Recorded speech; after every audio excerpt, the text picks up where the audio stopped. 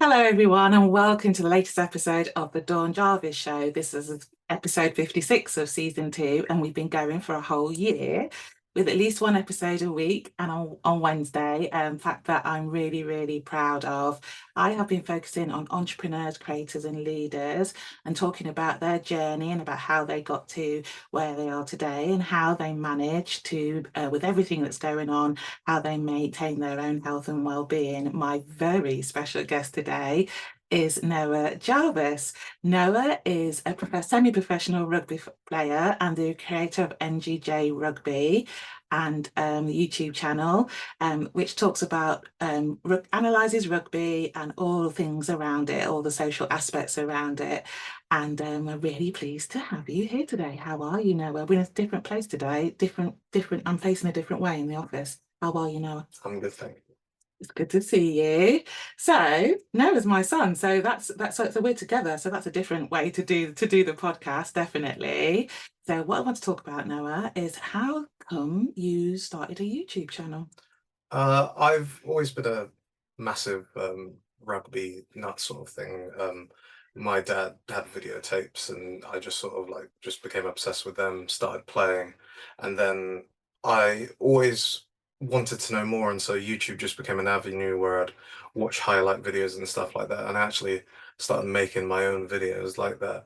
And I'd always been a big fan of YouTubers in general, like yeah, it's just always been a part of my life, and I always thought, oh, I could give it a whirl, sort of thing, and I did, and people seem to like it and seem to enjoy it. So yeah, So tell us about NGJJ Rugby. What does NGJ stand for?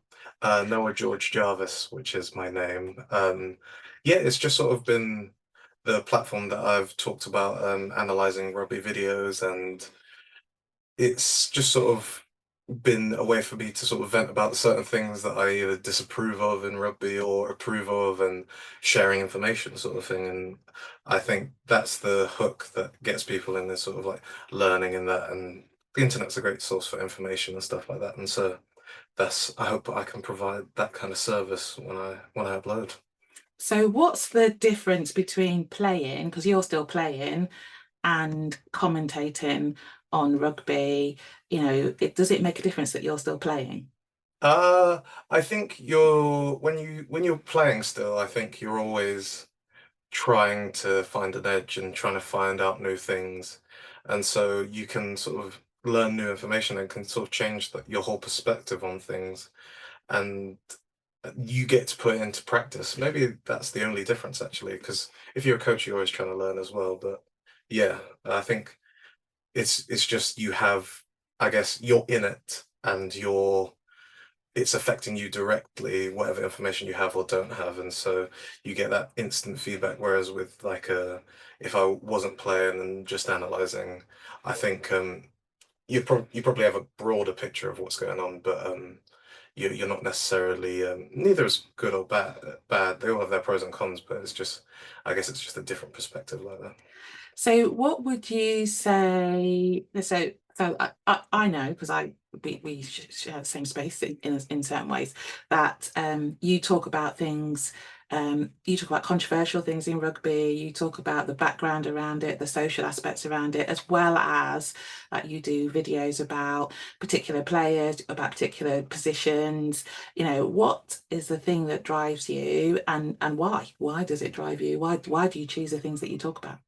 Um, I guess it's whatever I have a passion for at the time. Like when I did the documentary on Danny Soprano, it was literally like the initial genesis of it was me thinking like, I wonder how much footage there is of Danny Cipriani out there, and stuff that I could uncover that people might not have seen, because it Mhm. was 2019, and it was sort of that time where he was probably the best 10 in the league, and it was just sort of like everyone was praying for him to get into the World Cup squad, and he ultimately didn't. But it was sort of like it's whatever I'm passionate about in the moment. I've sort of got a very hyper focused when I want to do something, a very hyper focused mindset on things. But yeah, it was something will click. I'll hear something or I'll see something and something will click. I'll be like, all right, and then as I'm writing, I'll figure out what I feel about it, because often I I don't actually know what I'm going to say about it until I actually start writing. I see. And how do the people who watch on YouTube, your fans or the people that sort of like engage with your channel, sort of what influence do they have? What do they like to see? Or does that matter? Or because they always have quite a few opinions, don't they, about what you're saying? Yeah, I suppose that's good. It means I'm talking about something that's worth caring about. Hmm. I usually just go off what I feel I should talk about when I do. Hmm. Obviously, people have good suggestions, and if they have a good suggestion, I'll take it on board. Hmm. But I think if I'm not enjoying what I'm doing or passionate about what I'm doing, I'm not going to do it. So even if someone had a really good topic to talk about, unless I was in not in the mood, but sort of had something to say about it, I just wouldn't make the video for the sake of it, Hmm. which is for better or worse, but is what it is. So why do you think YouTube is important for rugby? Because no, YouTube's amazing, isn't it? Really, so. One of the reasons I'm doing the video with you is that I find that all the world is on YouTube, and there's channels for everything, including rugby. So I come from a rugby family, as part of my family, so rugby is a big part of my life. But maybe I probably wouldn't choose to watch a YouTube channel, but lots of people do, and there are lots of very successful YouTube rugby channels around. Why do you think that is, and why is it important for rugby? I think YouTube, just in general, is a massive tool for growing anything, Hmm. like in terms of just information or just awareness of it. Like it's it is probably my favorite app. It's just sort of like the way people get into things is people search them up. They'll see something and they'll be like, oh, and YouTube's one of those great things where it's like a snowball effect. So you see one thing, you want to see another thing, Hmm. and it'll just keep going and going like that.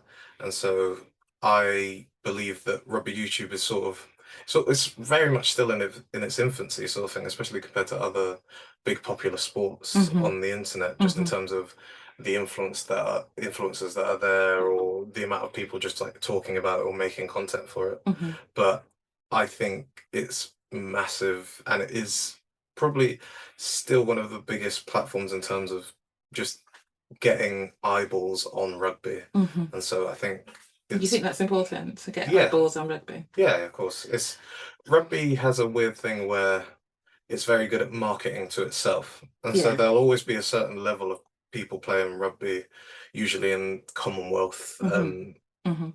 like areas and stuff like that. Hmm. But as we're seeing with especially with sevens actually, Hmm. more countries getting into it and I think having a platform where more people can learn about it and more people can just sort of find it can only help. So do you think so we've just had the Commonwealth Games in Birmingham in the United Kingdom.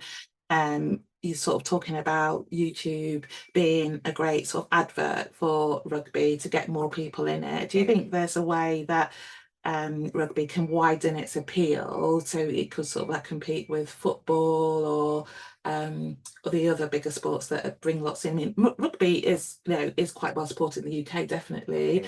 There is appetite for it in the US, in Canada, in Mm. Commonwealth countries, like you're saying. Do you think that this is the way forward?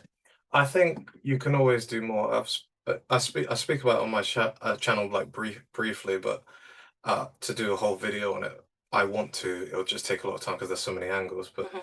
the main crux of it is you can always do more, and especially in this country, it's it's doing fine, Mhm. but it could be doing so much more. Mhm. And that's, I think, I think the bit that people get stuck on, like you can get into a bit of a flame war with people, but it's like when people are talking about they want more inclusion in rugby and Mhm. they want it to be more like they want it to be more mainstream, Mhm. people will always go like, "Oh, but it is like it's everywhere." But Mhm. I think that's people talking who are already in it.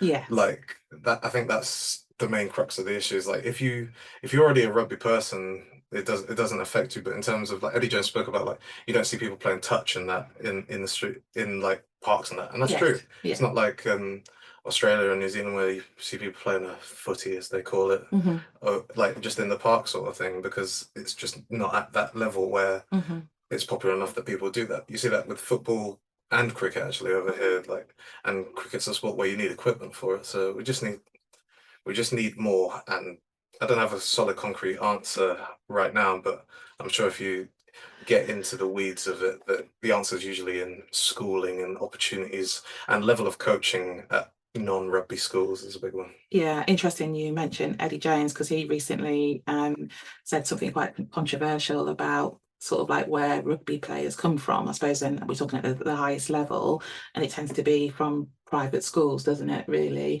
and I suppose um, there isn't that grounding like there probably is with soccer, with football, that Mm. you can that you know you're not playing it on the street, you're not playing it in schools necessarily. Like Mm. you didn't go to a private school, but you went to a school that played rugby, and there was a great tradition of it. So that would make a difference. And also, been playing since you were four, so that makes a I, difference I as think well. I don't even think it's that controversial. And I didn't actually, when people talk about rugby schools, my school wasn't a rugby school, it was a state school that happened to play rugby as one of its sports. Hmm. But what he's talking about is the fact that in rugby, because it's such a complex sport, the level of coaching is so important. Hmm. And so I was when that's why those ACE programs are so important, which is when rugby academies have a college where you go there for 2 years, you get an education, but also you're with like high level coaches there. And I realized when I got there, I was like years behind all these other boys, Hmm. but I sort of had athletic talents that allowed me to just stay around there and Hmm. be Hmm. okay, sort of thing. But, but unlike football, a lot of it getting noticed and getting into an academy is talent. Yeah, Like you either have it or you don't. yeah.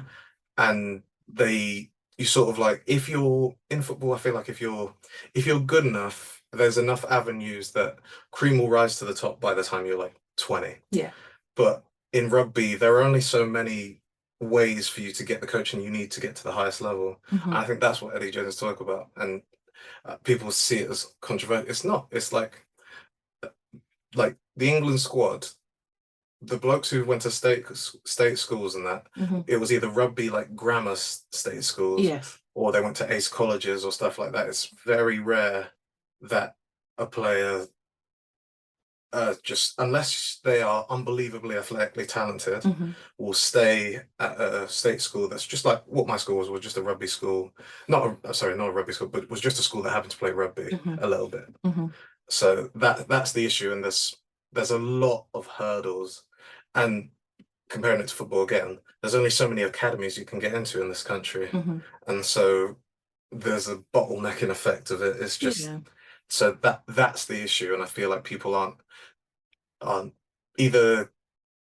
I guess they're not aware of it, the realities of it, and Mhm. there's a lot that goes into getting players to the highest level. Do you think that is for all elite sports, apart from football? To a degree, to a degree, yeah, but Yeah. it's every sport has its issues, but in rugby, I guess not classism, but like like a lot of it's luck, a lot of it's where you've grown up, like I think you need a lot of things to go in your way. I think you need your yeah. parents to support you. You need to be able to access things and for people to support you to do that, plus the coaching, plus everything. So a Mm. lot of things have Yeah, to go in I've your been way. very lucky that people have been very nice to me, Hmm. and a lot of people have put in a lot of effort over my life, Hmm.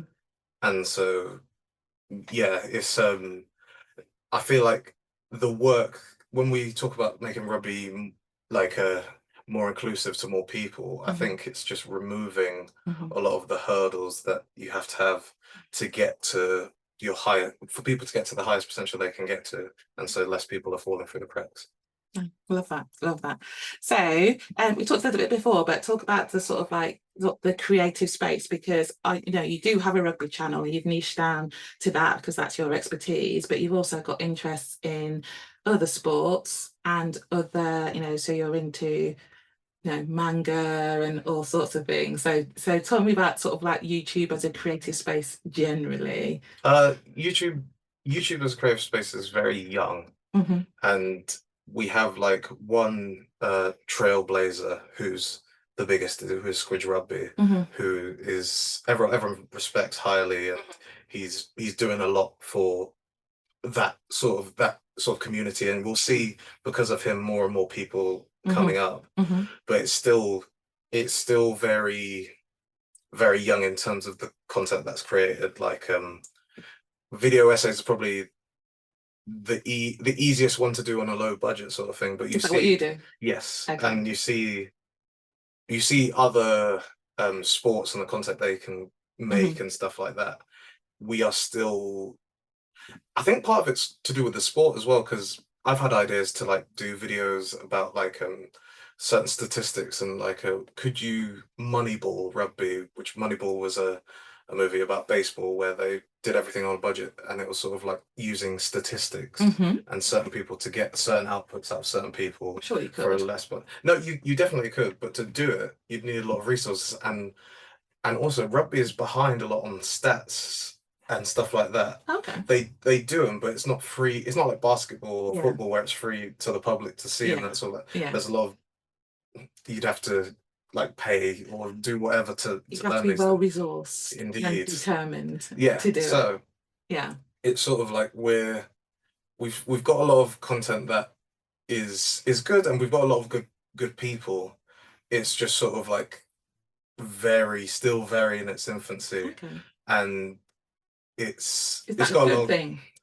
it's good if you want to get into it. It Yeah. means there's Low bar. They call it low barrier to entry. no They do. They do there's call a it that. low bar. It's not a low bar. It's a low barrier because you have to be good, don't you? Because I think that's the Yeah, thing yeah. about any YouTube channel. I've got a YouTube channel, but it's it's easy to so like I teach younger people about that. If you want to do some creative stuff, it's an easy way Mm. to do it. You just literally need a Google I think account. I think the thing is it's not crowded. It's No, not yeah, like football YouTube, it's not like yeah, basketball YouTube, yeah, it's not like American football YouTube. yeah, It's very new, and if you're good, you'll get noticed, yeah. and it will happen quickly. Do you think that's affected? Has I'm not saying you're not good because you are No, it's definitely obviously. accelerated Yeah, my like I don't upload often at all, yeah, but there's still a hunger yeah. For for that, my content. yeah.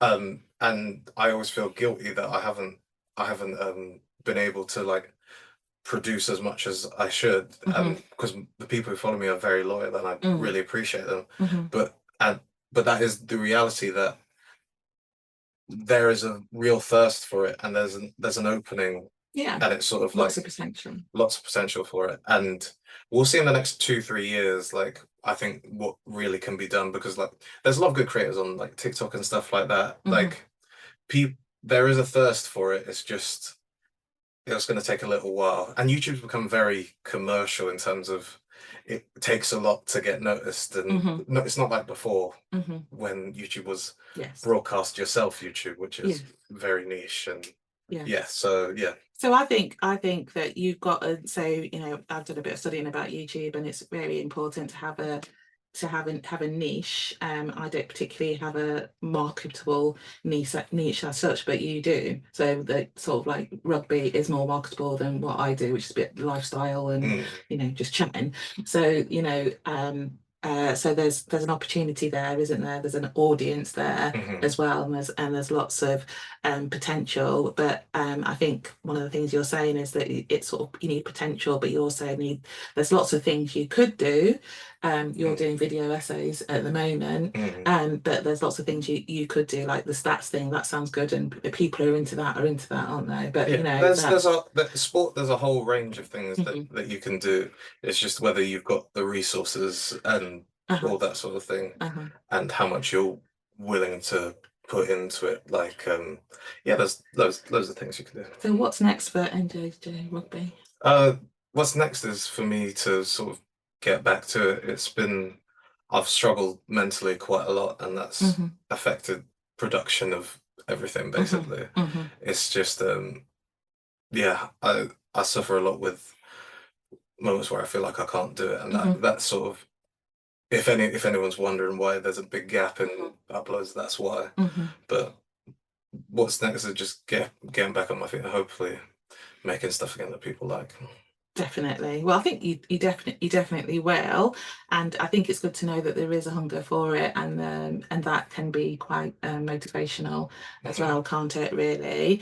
I always ask my guests what is their favourite book. So, what's your favourite book now? My my favorite book, unfortunately for anyone who's like a rugby fan, is nothing to do with rugby. It's Are there any rugby books that you would recommend? Lewis Moody's book was good. Johnny Wilkinson's one was, these are all autobiographies. Yeah. Johnny Wilkinson's one was good. Um, yeah, those two I'd actually So recommend. Lewis Moody is an ex-England rugby player, Hmm. and Johnny Wilkinson, I know most people will know, Yeah. but he's a very famous Mm. rugby player, was very influential with you, wasn't he, Yes. really? So, I bought out that book actually. So, but you were going to say about your favourite book that's nothing to do with rugby. It's volume one of Death Note. So you need to talk to me about what Death Note is, because it sounds So deadly. I'm a big anime fan, and some people in the comments have cottoned on to all of the anime like songs or And references. scores from like in my videos, and an in joke for me, it only makes me laugh, is that a lot of the music in my videos is from an anime about um sexually promiscuous animals. Sorry. Yeah, and it's called Beastars. It's great, but that always made me laugh that it was just there. Is he your Yeah, and influencer? Bestiality. if you look up the Beastars soundtrack and you're familiar with my videos, you'll just be like, oh, So yeah, there we go. there. But yeah, Death Note Volume One. Death Note is one of the greatest plots ever written, and like in terms of like story, like Hmm. story based storytelling, Hmm. in terms of just like what the plot is Hmm. great. And Hmm. if I had a book. I guess it is all one book because it's in chapters. Like the Hmm. whole of Death Note's great, but volume one, if you want to get into it, I think it's Okay. very good. So we will definitely put links to all of the books that Noah's mentioned, including the Johnny Wilkinson and Lewis Moody. really smoothie one in the show notes as well. So I also talk to all of my guests about how they stay focused, positive, and productive, and on top of that, how they manage their own health and well-being. Now, you have talked about that you struggled a little bit with that, Hmm. particularly over the last 3 or so years. Do you want to talk a little bit about that? Yeah, I think one of the best things I've done in the last 3 months actually was start going to the gym again. Hmm. I think that's really, it just makes you feel a lot better. Hmm. Like it feels like you're doing something about your life. Hmm. And like I've always struggled with weight and stuff like that. Hmm. And I I think it's very therapeutic and stuff like that. But I I don't think I'm the best person to talk to in terms of how I stay focused, but I think little things have helped me, like ha tidy in my room, like make your bed before you leave it. Hmm. Um, just sort of like have a plan the day before of what you're going to try and do. Hmm. And you might not hit all of it, but Mm. I think people who struggle mentally, sort of having tasks and doing them may help a little bit. And talking to friends as well. I'm quite reliant on my friends. I don't have like many, but the ones I have are very close. Hmm. And Hmm. so it's like Hmm. leaning on them sometimes and trying to have fun when you can. I think that's really good. I think the sort of link to exercise and well-being is well documented. Also, having people to talk to, and also having some structure around your day. I mean, me and you both struggle with that. Mhm. So that I think that's really key, and we need to practice what we preach, really, don't we? To be Mhm. honest. Now, the thing you haven't mentioned that people may not know is that you were diagnosed with type 1 diabetes about Mhm. 3 years ago. Mhm. And so that has precipitated a lot of the struggles that you have had. I mean, that was quite a big shock, Mhm. wasn't it, for all of the family, but particularly for you?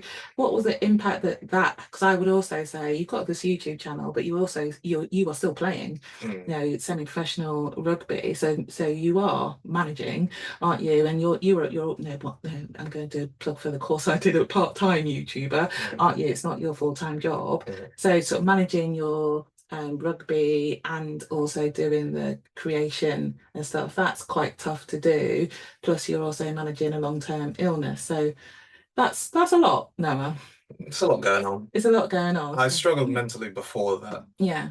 Anyway, Mhm. but yeah, it's difficult, but I always think of it like it's just inconvenient. If I was in when I so when I was diagnosed, I almost died, Mhm. and if I always think if I was in like a another country, I might have died, Mhm. and so it's just sort of like you're here, you're alive. This is what it is, and initially after I was diagnosed, because I was very weak, um, and so that affected rugby a bit, Mhm. and I found that very annoying because I I wasn't as strong, and so it affected my game and all that sort of thing, Mhm. and so that was a bit upsetting. But you just got to deal with this. It's not rocket science. It's just sometimes gets hard. Yeah, I think you downplay it a little bit, actually. The actual achievement of actually still playing at quite a high level and having the YouTube channel. So I think you should sort of like give yourself a pat on the back for that. Thanks, Mum. That's what I'm here for. So that is good to hear. And I think that'll be quite inspirational for other people in the same. So it's we've talked about this before. It doesn't define you. It's part of you. It's just part of your life. So I Yeah. agree with that. It's just something that you have to deal with as well as everything else. But so to deal with that and to have sort of the career and and the YouTube channel and to do something quite creative, I think is really, really good. Mm. So, Noah, it's been an absolute pleasure. And thank you for being with me on my sort of year anniversary of doing the YouTube channel, definitely. Um, how do people get hold of you? So it's NJJ Rugby. And GJ, Oh, sorry. And GJ. I should know that because it's his name and I which he the named name it. you gave Yeah, me. that's right. Sorry.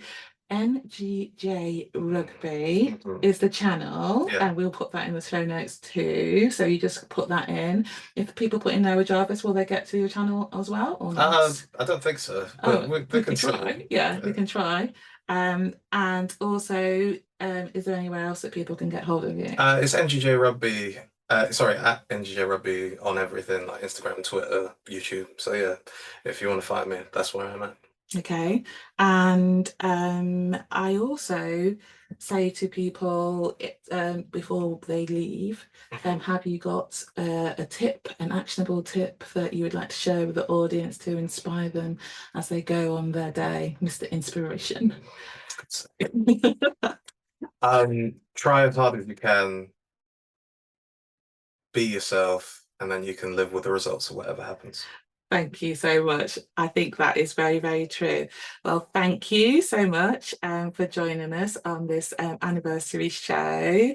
Like, share, subscribe if you're watching this on YouTube, and if you tell us what you think in the comments. I always love to see that, and hopefully we'll see you again real soon. Take care and bye bye.